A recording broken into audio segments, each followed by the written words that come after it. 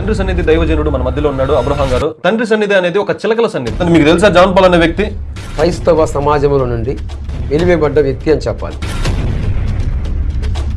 ఇప్పుడు ఆ మాటకి ఆ క్వశ్చన్ కి మీరు ఎంతవరకు సమర్పిస్తారు? ఇతనే చెడిపోయాడు. ఇతను తన వయసుకి మించిన ఆమెతో వివాహం చేసుకున్నాడు. ఇప్పుడు జాన్ పాల్, కానీ అంతకు ముందు మణికంఠ స్వామి. నేనేమంటానంటే అతడు ఇంకా మారలా. క్రైస్తవానికి ఇది ఎలాంటి వాడంటే ఆకానుగాడని చెప్పొచ్చు. సాక్ష్యాలు లేవు. బాప్తిజం తీసుకుని ఉంటాడా? బాప్తిసం తీసుకోవచ్చు, ఎందుకంటే ఇతని బిజినెస్ కదా. ఆ 12 సంవత్సరాల ట్రైనింగ్ దేనికి చేశాడు అంటే యేసు ప్రభు వారి కోసం కాదు చేసింది, పాము ఆ స్త్రీ కోసం చేశాడు. బైబిల్ని అడ్డం పెట్టుకొని ఇలాంటి దౌర్భాగ్యులు, ఇలాంటి నీచులు నికృష్టులు, యేసు అనే నామాన్ని అవమానపడి చేస్తున్న దుర్మార్గులు ఎంత డబ్బులు ఇచ్చిండొచ్చు? ఒక 50 లక్షలు. మహాకూటాలలో ఎంతో మంది ప్రజలు గ్యాదర్ అయ్యారు. దానిలోనే ఉండి ఈ క్రిస్టియన్స్ మీద క్రిస్టియన్స్ అనే పేరు అడ్డు పెట్టుకుని ఇక ఎవరైతే మంచిగా దేవుని కృపలా వాడబడుతున్నారో వాళ్ళ మీద బురద చల్లటం, నిందలు వేయటం. వాస్తవమే ఉండొచ్చు, వాస్తవమే. ఇంకా మారలేదు. ఎందుకంటే నాకు తెలిసి బాప్తిజం తీసుకుని ఉంటాడా? బాప్తిసం తీసుకోవచ్చు, ఎందుకంటే ఇతని బిజినెస్ కదా, బిజినెస్ పర్పస్.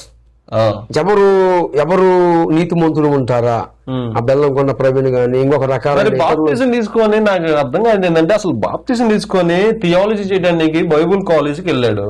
ఆడికి వెళ్ళి ఆ 12 సంవత్సరాలు ఉంది కదా, ఆమెను చేసుకున్నాడంట అక్కడ. మరి అదే ఆయన థియాలజీ, అదే ఆయన థియాలజీ. నాకు అర్థం కావట్లా. ఇప్పుడు బాప్తిజం తీసుకొని మనస్సాక్షి అనేది ఒకటి పని చేసిద్ది కదా, దేవుడు హెచ్చరిస్తుంటాడు కదా. అవును, ఇక్కడ థియాలజీ ఆ 12 సంవత్సరాల ట్రైనింగ్ దేనికి చేశాడు అంటే యేసు ప్రభు వారి కోసం కాదు చేసింది, పాము ఆ స్త్రీ కోసం చేశాడు. సంసోను కనుక పోయి వద్దురా బాబు అంటే వెళ్ళి అక్కడ చేసినట్టు బైబుల్ కోసం కాదు, బైబిల్ కోసం కాదు, బైబిల్ని అడ్డం పెట్టుకొని ఇలాంటి దౌర్భాగ్యులు, ఇలాంటి నీచులు నికృష్టులు, యేసు అనే నామాన్ని అవమానపడి చేస్తున్న దుర్మార్గులు. వాస్తవానికి ఇక్కడ మహిమ కుమారి మోసపోవడం పక్కన పెడితే మహిమ కుమారిని వాడుకున్నారు వీళ్ళు. అదే ఆమె కొంచెం పక్కన పెడితే యూజ్ చేసుకున్నారు. ఆమె కాన్సెప్ట్ ముందే ఇతను జాన్ పాల్ అనే వ్యక్తి ఈ 12 సంవత్సరాలు మోసం చేశాడు. ముందే మోసం చేశాడు బైబిల్ అడ్డం పెట్టుకొని. ఇతను ఒకడు ఈకేఆర్ అనే వ్యక్తి, ఈకేఆర్ అనే వ్యక్తి, ఈ జాన్ పాల్ అనేవాడు, వాళ్ళని కొడుతులే కానీ ఈ దుర్మార్గుడు, ఈ బిలాం గాడు, ఈ నాబాల్ గాడు, వీళ్ళిద్దరు పని ఏంటంటే ఆత్మల్ని అమ్మివేసుకున్నారు. ఇప్పుడు ఆ సాతాను యొక్క లక్షణం ఏంటి? మామూలుగా వాళ్ళు ఎంత డబ్బులు ఇచ్చిండొచ్చు? వారు ఇప్పుడు యేసు ప్రభు వాడిని 33 నాళ్ళకి వీడు బేరం పెట్టాడు, యోధ.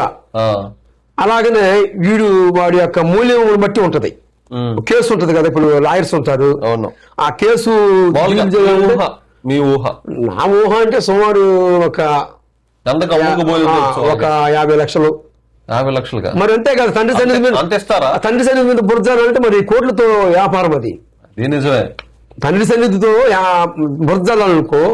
శాలమరాజు గారు ఈ తరంలో సత్యస్వం ఉంది, ఆయన చెప్పేదే ఉంది. దూర దేశాల నుంచి మహాకూటాలు జరిగాయి. అవునవును, మొన్న మహాకూటాలలో ఎంతో మంది ప్రజలు గ్యాదర్ అయ్యారు. ఒక కందల ఆంచనాలన్నీ తారుమారు అయ్యాయి. అవును, ఎన్నో ఫెసిలిటీ ఇచ్చాం, అయినా తారుమారు అయిపోయాయి. అవును, ఒక కందల తండాపుగా ప్రజలు పెళ్లి వచ్చారు. అసలుకి ఒక కందని మహాకూటాలు. అదే ఒక దుర్బోధకుడు అయితే జాన్ పాల్ అన్నట్టుగా దుర్బోధకుడు అయితే అంతమంది జనాలు ఇంకా క్లిప్పులు ఉన్నాయి, అన్నాయి పెట్టారు మనోళ్ళు.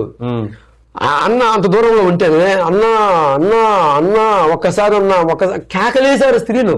దేవుని కృపను అంత అభిమానం ఇచ్చాడు దేవుడు అతనికి. దేవుని అగ్ని స్పష్టంగా యేసు ప్రభు వారిని మేము ఎరవం గాని యేసు ప్రభువు ఈ తరములో అగ్ని కురిపించాడు.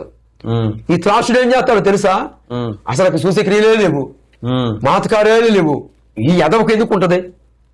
ఎదవాయ్, వీడి దౌర్భాగ్యుడు, వీడి నీచుడు, వీడికి అద్భుతాలు ఉంటాయా? వీడు ఫస్ట్ పాలు యేసు ప్రభువునే నమ్ముడు. ఉమ్. వీడు యేసు ప్రభువుని నమ్ముడు. వీడు యేసు ప్రభువుని నమ్మునప్పుడు ఈ సూచిక్రియలు నమ్ముట వలన జరుగుతాయి. ఉమ్. నమ్మటం నీకు సమస్తం సాధ్యం, ఆయనకి సమస్తం సాధ్యం అని సరే, చెప్పి ఇంకా వాడి గురించి మనం ఎన్ని మాట్లాడుకున్నా ఇంకా వస్తానే ఉంటే అసలు మన కాన్సెప్ట్ వద్దాం. ఏంటంటే చిలక సన్నిధి అన్నాడు, చెప్పానుగా నీకు ఫస్ట్. చెప్పారు, అయిపోయింది. అండ్ అక్కడికి వచ్చే వాళ్ళందరూ చిలకలు అన్నాడు, దానికి కూడా మీరు చెప్పారు. చెప్పేశాను. అండ్ ఇక్కడ ఉన్న వాళ్ళందరూ వ్యభిచారులు, దానికి చెప్పేశాను. వాళ్ళ జీవితాలే సాక్ష్యం ఇస్తున్నారని. అవును, తండ్రి సన్నిధి వల్ల. అంతకుముందు చిలకూరుపేటకు కూడా అదొక చిలకలు ఉంటారా అనే పేరుని మార్చేసి పరిస్థితి. ఇప్పుడు నేను కూడా మా ఊర్లో పల్లెటూరులో ఆ సైడ్ అమ్మ ఎక్కడికి ఆదివారం గానీ లేదా సెకండ్ సాటర్డే గానీ అమ్మ ఎక్కడికి వెళ్తున్నావు అమ్మ అంటే పేటకి. ఎందుకమ్మా పేటకి అంటే చర్చికి, తండ్రి సన్నిధికి, శాలేమన్న దగ్గరికి వెళ్తున్నాం, ఒకప్పుడు దేవుని దగ్గరికి వెళ్తున్నాం. ఇక్కడ చిన్న మాట